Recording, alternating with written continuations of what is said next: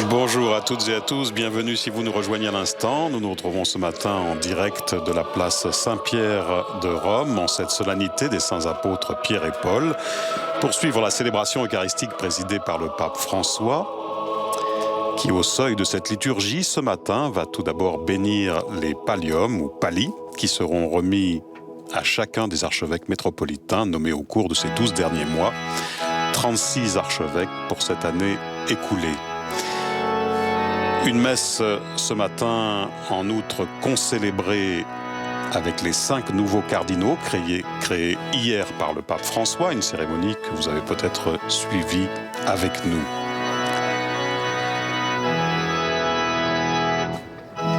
Et s'agissant du pallium, rappelons que c'est une bande de laine blanche brodée de croix noires que les archevêques métropolitains portent autour du cou lors des célébrations liturgiques et dont 2 pans tombent devant et derrière sur la poitrine et les épaules. Et ce tissu symbolise l'union étroite de ces archevêques avec le souverain pontife, le successeur de Pierre.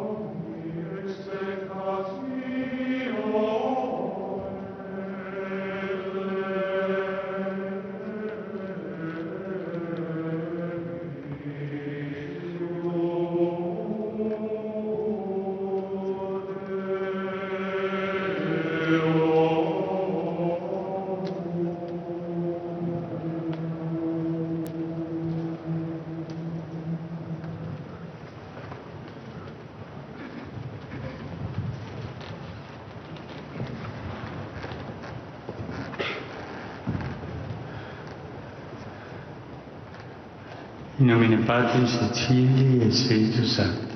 Amen. Pax vobis. Et cum spiritu tuo.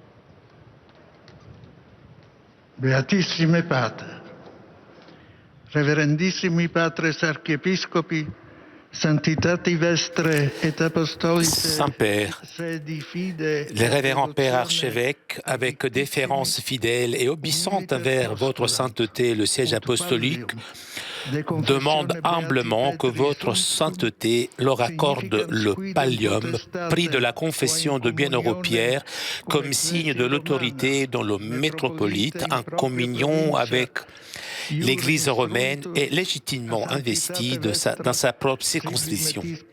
Les pallias bénis aujourd'hui par votre sainteté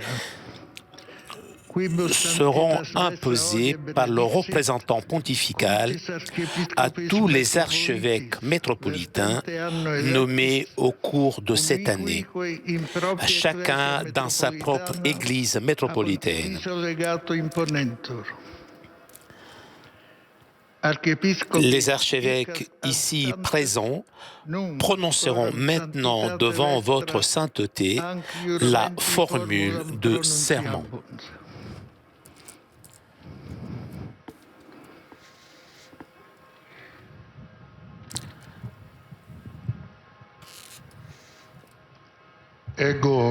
Moi, archevêque, je serai toujours fidèle et obéissant au bienheureux Pierre, apôtre, à la Sainte Église apostolique, Église de Rome, et à toi, pontife, et à tes successeurs légitimes. Que Dieu Tout-Puissant m'aide.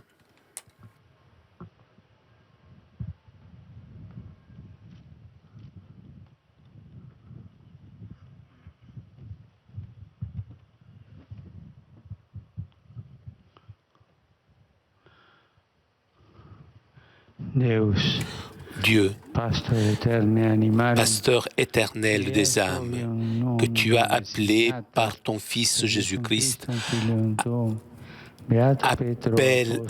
avec l'appellation de brebis du troupeau, et à qui tu as voulu confier le gouvernement sous l'image du bon pasteur, au bienheureux Pierre, apôtre, et à ses successeurs, diffuse par notre ministère la grâce de ta bénédiction sur ces pallias, choisis pour symboliser la réalité du soin pastoral.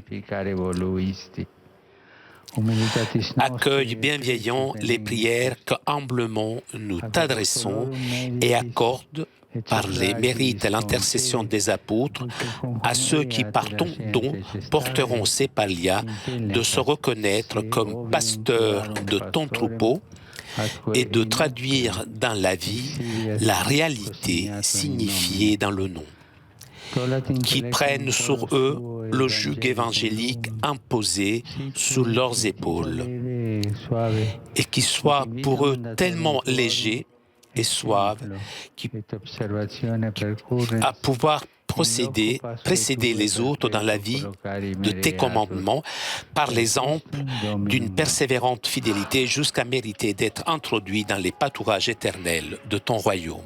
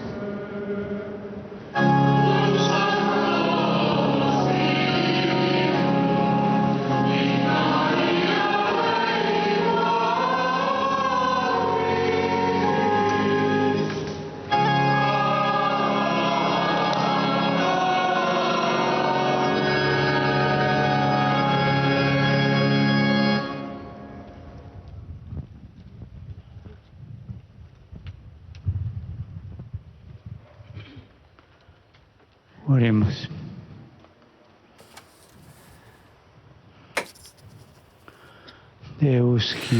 Dieu, toi qui réjouis ton Église avec la solennité des saints apôtres Pierre et Paul, fais que ton Église suive toujours les enseignements des apôtres de qui a reçu la première annonce de la foi.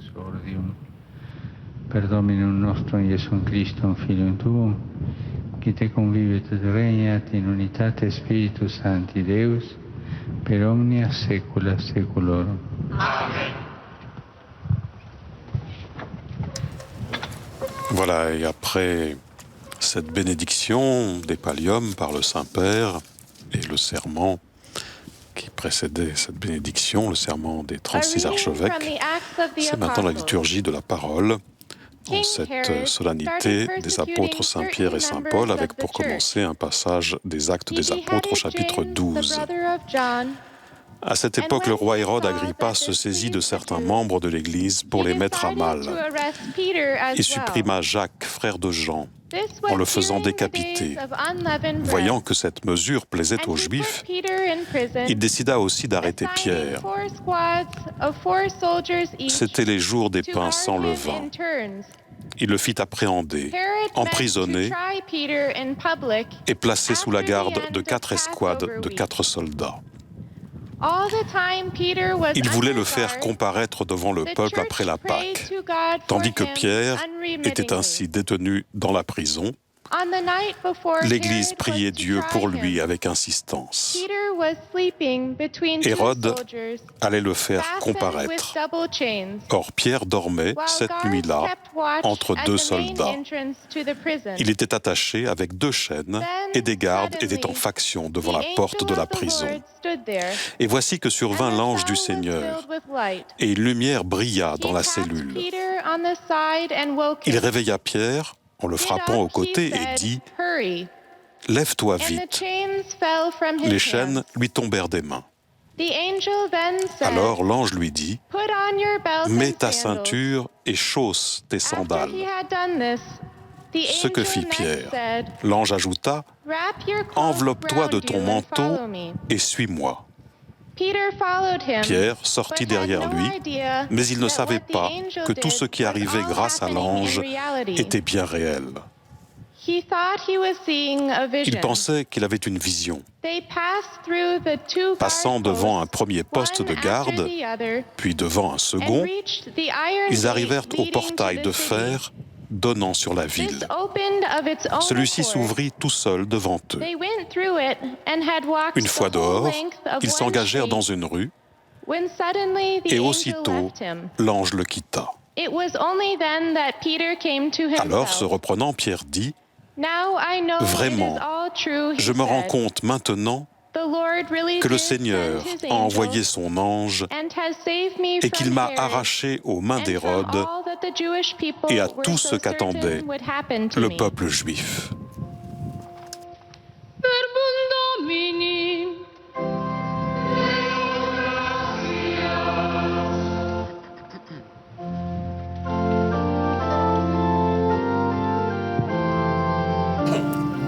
C'est maintenant le chant du psaume responsorial, le psaume 33. Je bénirai le Seigneur en tout temps, sa louange sans cesse en ma bouche.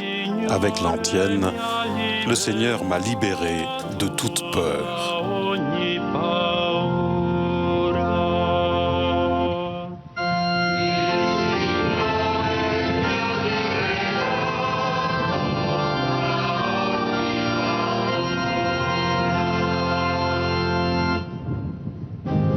Benedirò il Signore in ogni tempo, sulla mia bocca sempre la sua lode. Io mi glorio nel Signore, i poveri ascoltino e si rallegrino.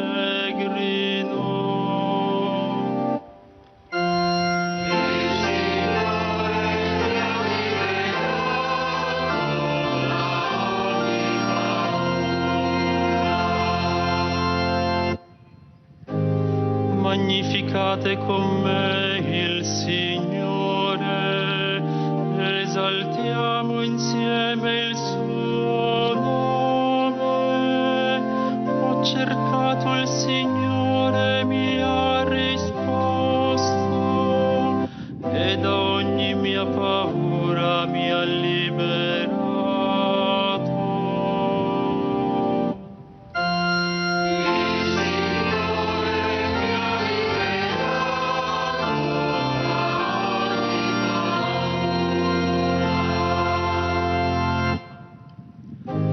Guardate a Lui e sarete raggianti, i vostri volti non dovranno arrossire. Questo povero grida al Signore, lo ascolta, lo salva da tutte le sue angosce.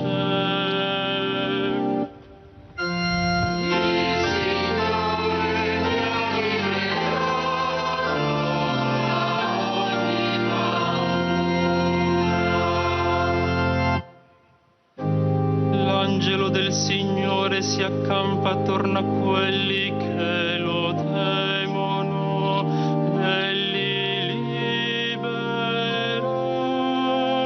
Gustate e vedete come buono è il Signore, beato l'uomo che in Lui si rifugia.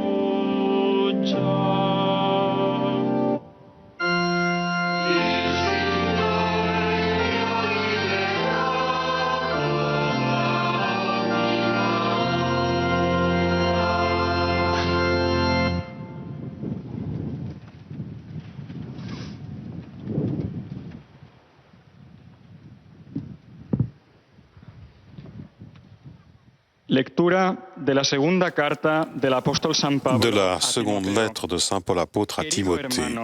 Bien-aimé, je suis déjà offert en sacrifice. Le moment de mon départ est venu. J'ai mené le bon combat.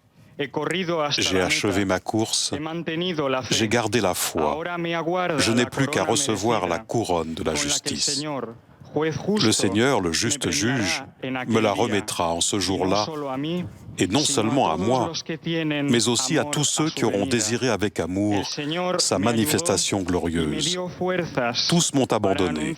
Le Seigneur, lui, m'a assisté, il m'a rempli de force pour que par moi, la proclamation de l'Évangile s'accomplisse jusqu'au bout et que toutes les nations l'entendent. J'ai été arraché à la gueule du lion, le Seigneur m'arrachera encore à tout ce qu'on fait pour me nuire. Il me sauvera et me fera entrer dans son royaume céleste. À lui la gloire pour les siècles des siècles. Amen.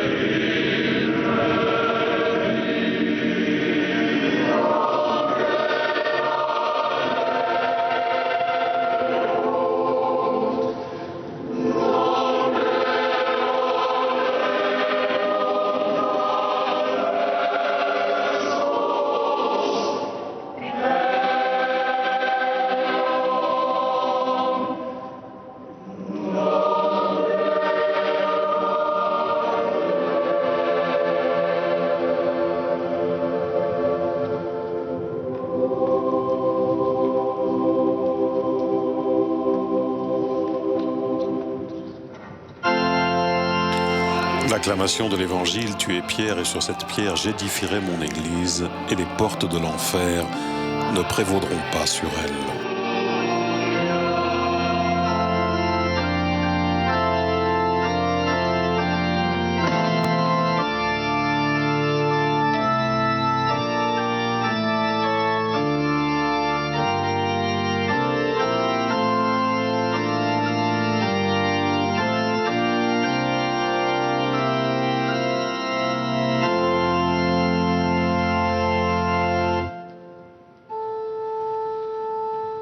Dominus vobiscum.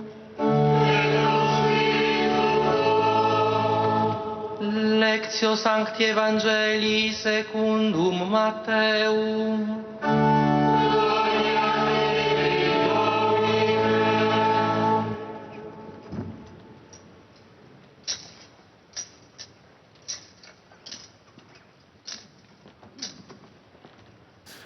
De l'Évangile de Jésus-Christ selon saint Matthieu.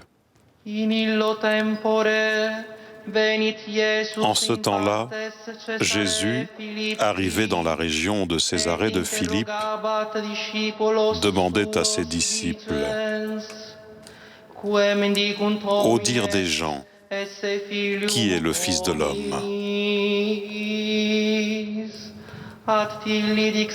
Ils répondirent, pour les uns, Jean le Baptiste, pour d'autres, Élie, pour d'autres encore, Jérémie ou l'un des prophètes. Jésus leur demanda, « Et vous, que dites-vous? Pour vous, qui suis-je » Alors Simon-Pierre prit la parole et dit, « Tu es le Christ, le Fils du Dieu vivant. » Prenant la parole à son tour, Jésus lui dit, « Heureux es-tu, Simon, fils de Jonas. Ce n'est pas la chair et le sang qui t'ont révélé cela, mais mon Père qui est aux cieux. Et moi, je te le déclare. Tu es Pierre, et sur cette pierre, je bâtirai mon Église. Et la puissance de la mort ne l'emportera pas sur elle. Je te donnerai les clés du royaume des cieux.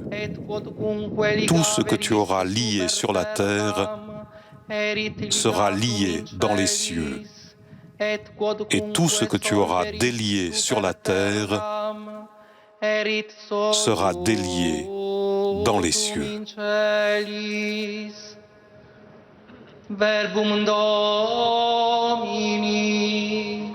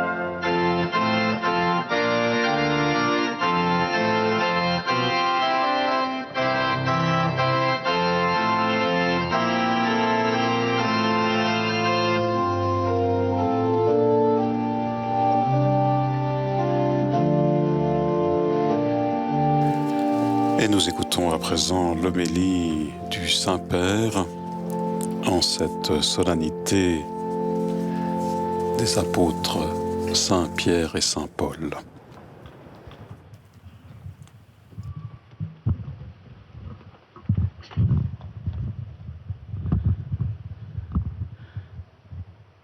La liturgie de ce jour nous offre trois mots essentiels pour la vie de l'apôtre.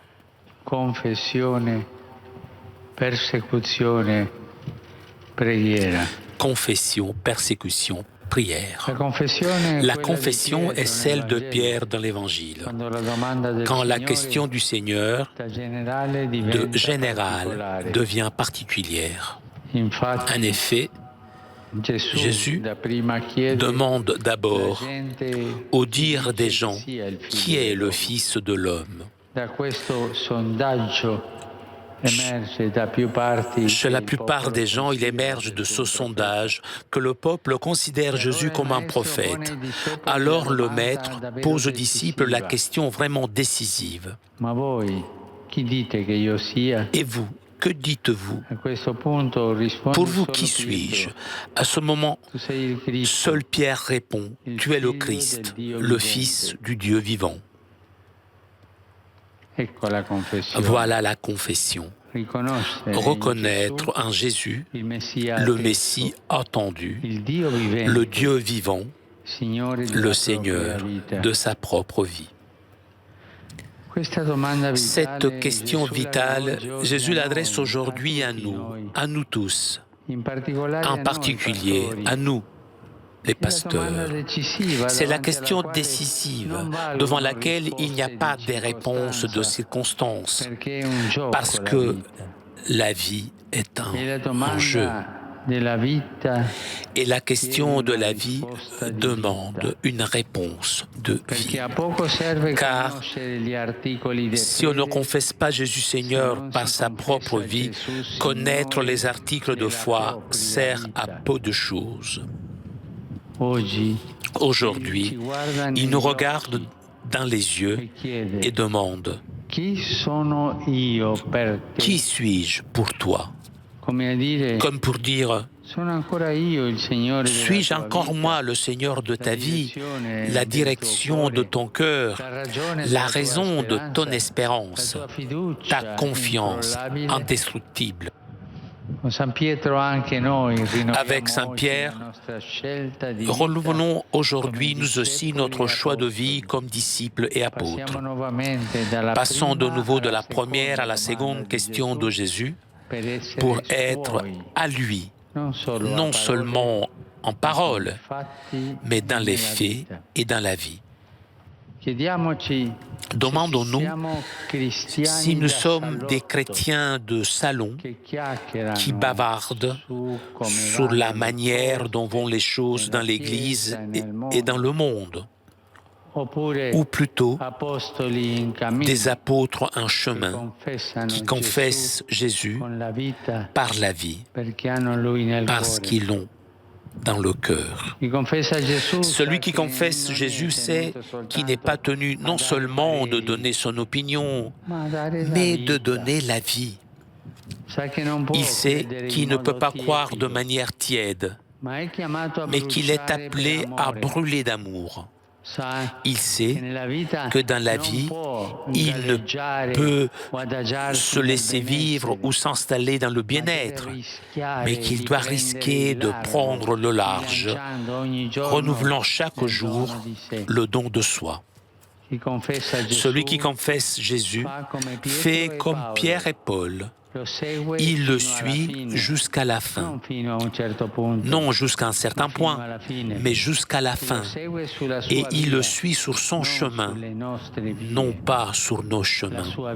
Son chemin est le chemin de la vie nouvelle, de la joie et de la résurrection. Le chemin qui passe aussi par la croix et par les persécutions.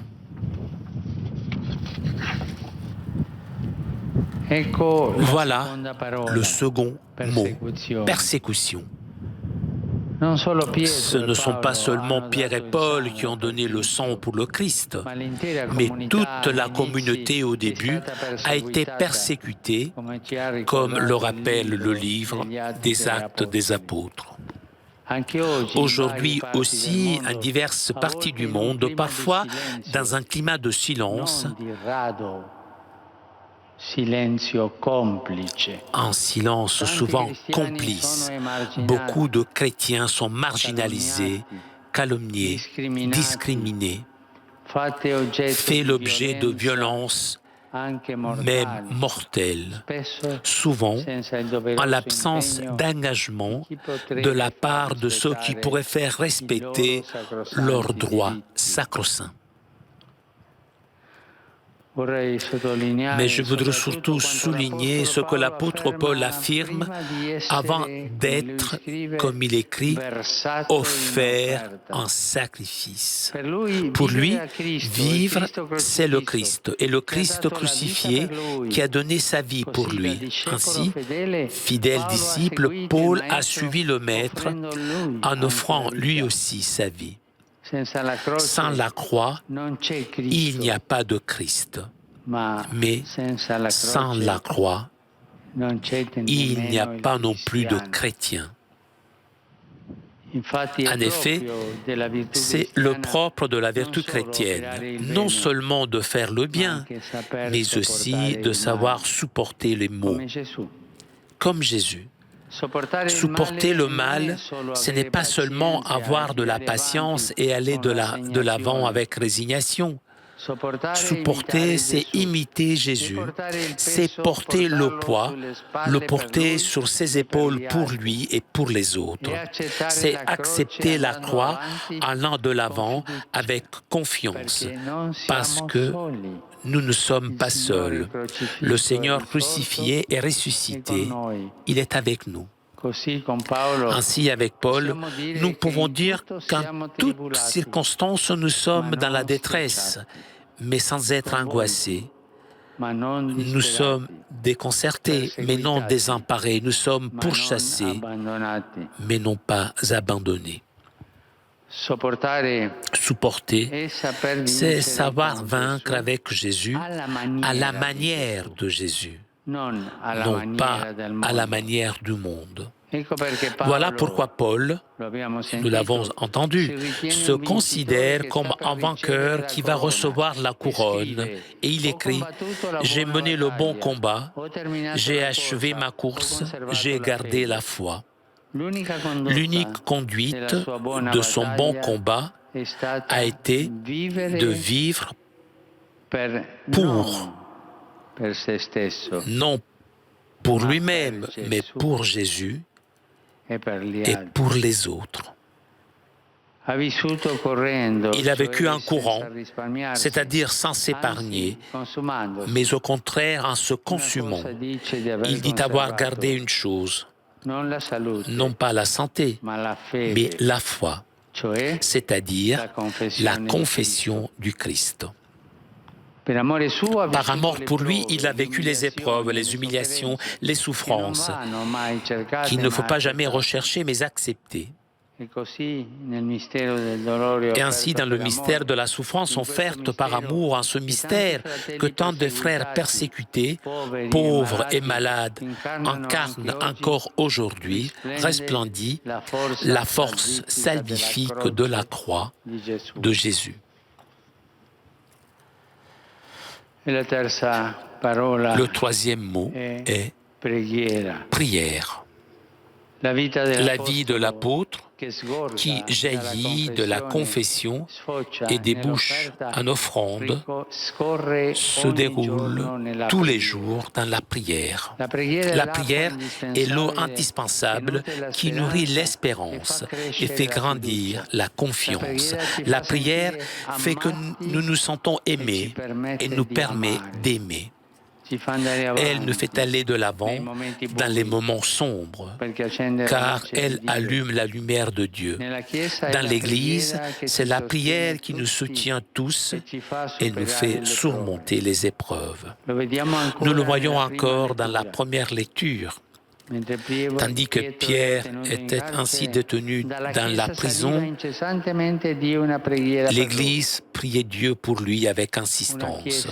Une Église qui prie est gardée par le Seigneur et marche en sa compagnie. Prier, c'est lui confier le chemin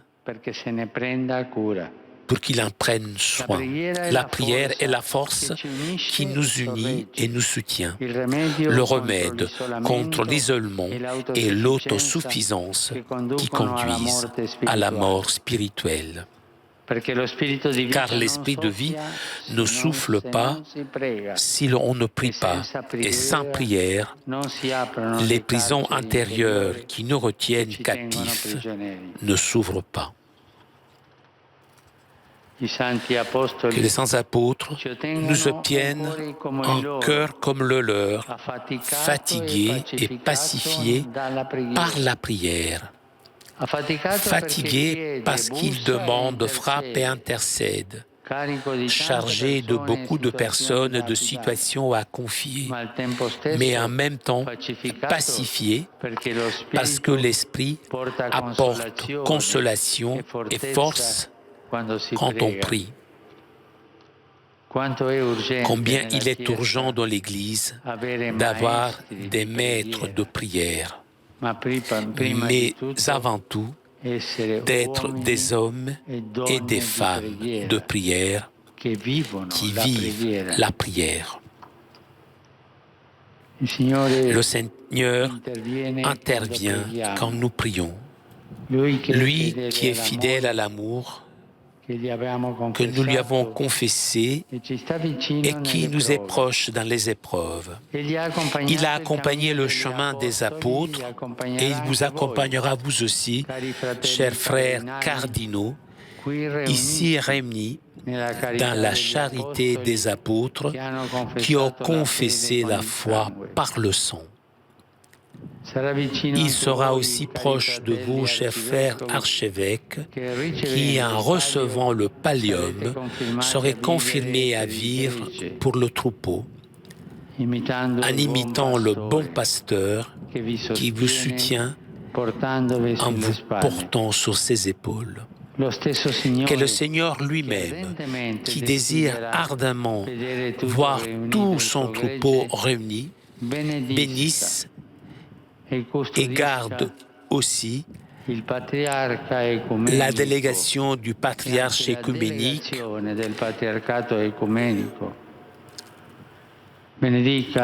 et le cher frère Bartholomé qu'il a envoyé en signe de communion apostolique.